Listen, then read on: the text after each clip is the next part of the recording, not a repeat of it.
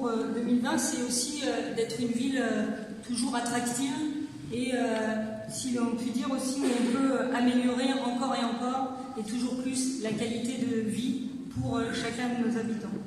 Je pense que là aussi, quand on a la chance d'être une ville comme l'est Avignon, avec sa dimension patrimoniale et historique que j'évoquais à l'instant, avec aussi des événements culturels qui sont connus dans le monde entier, et je pense au festival, on a les atouts sur lesquels on peut fonder notre attractivité, notamment touristique, mais sur lesquels on peut fonder aussi notre développement et notre rayonnement économique. En tout cas, ça aussi, ça a été l'une de mes convictions, et j'avais envie de le rappeler ce soir et de la partager avec vous ce soir. Et en ce sens, je me dis aussi qu'il y a une dynamique qui me semble avoir été lancée, et notamment si je regarde les chiffres de la fréquentation touristique de l'année 2019, force est de constater que cette année 2019, elle a été exceptionnelle de ce point de vue, puisque je pense que vous avez vu que nous avons battu des records de fréquentation, que ce soit au Palais des Papes avec 682 000 visiteurs, ou que ce soit aussi au Pont d'Avignon avec 450 000 visiteurs. Et on sait que ce tourisme, eh bien, c'est l'un des fondements de notre développement et rayonnement économique. Et donc moi, je me réjouis que l'on ait ces monuments qui sont emblématiques de notre patrimoine, qui nous permettent d'être une ville inscrite au patrimoine mondial de l'UNESCO, et qu'il nous faut encore et toujours réinventer pour que nous puissions encore augmenter cette fréquentation, cette attractivité, pour que toujours de nombreux visiteurs viennent chaque année sur Avignon et notamment arpenter ce centre historique qui nous tient à cœur.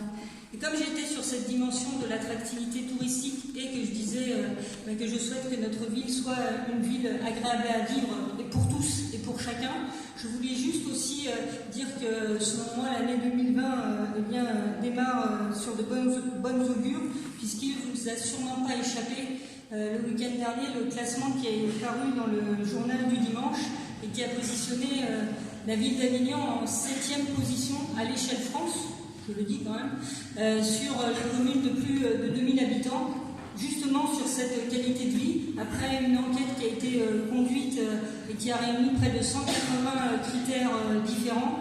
Et dans ce même classement, qu'est-ce qu'on observe? On observe que des villes comme Montpellier, elles sont positionnées simplement en 35e position, ou que des villes comme Nîmes sont positionnées en 45e position. Donc moi, je voulais juste rappeler ces chiffres-là ce soir, parce que je pense qu'on peut être fier de ce résultat, parce que cette réussite, elle est la nôtre. Il n'y a pas qu'une seule personne qui pourrait prétendre être à l'origine de ces bons résultats.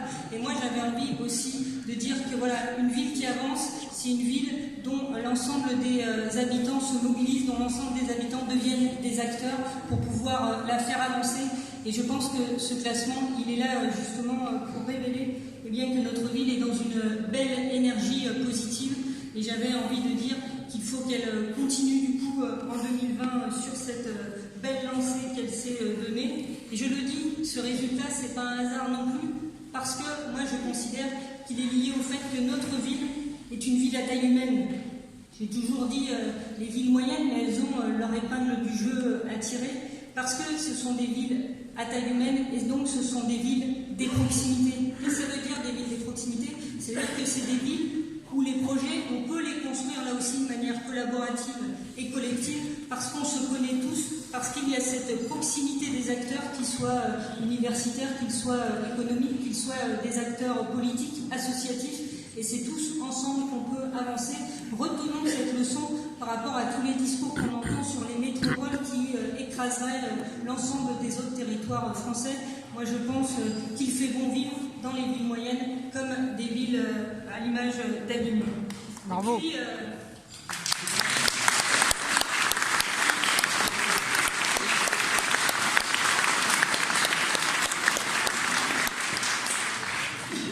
Puis le dernier vœu que j'avais envie aussi de formuler pour notre ville et pour 2020, eh bien c'est le vœu qu'elle reste une ville en mouvement, une ville qui regarde aussi vers son avenir, qui n'a pas peur justement de cet avenir, et une ville qui fait preuve d'audace. Ça me semble aussi être quelque chose d'important.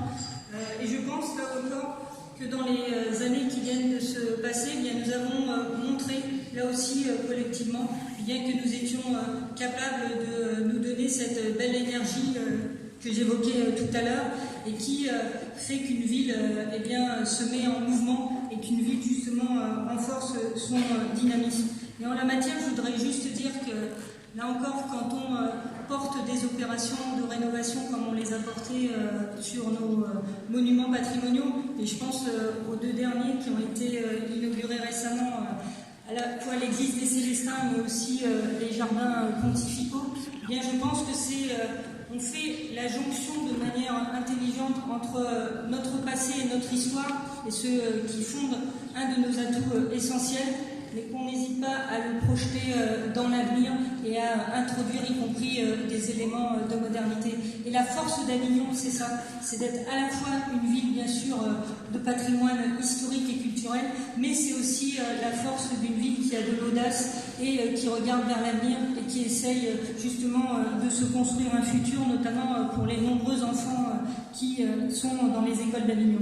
Donc voilà, j'avais envie aussi de citer ces 2 projets.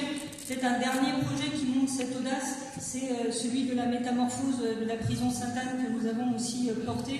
Et si je le cite, c'est simplement parce que les travaux démarrent concrètement et en ce moment même.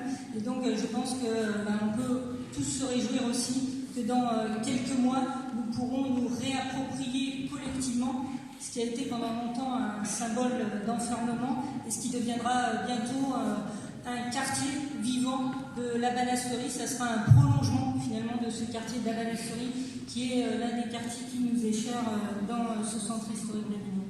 Voilà, vous voyez qu'une ville, de toute façon, elle a toujours des défis à relever. Une ville, c'est un perpétuel recommencement. Elle nécessite une mobilisation de tous les instants. Et je nous souhaite à toutes et tous d'avoir cette belle énergie. Je pense que la ville d'Avignon le mérite. Soyons fiers de ce qu'elle est et soyons fiers de ce que nous en ferons à l'avenir. Très belle année.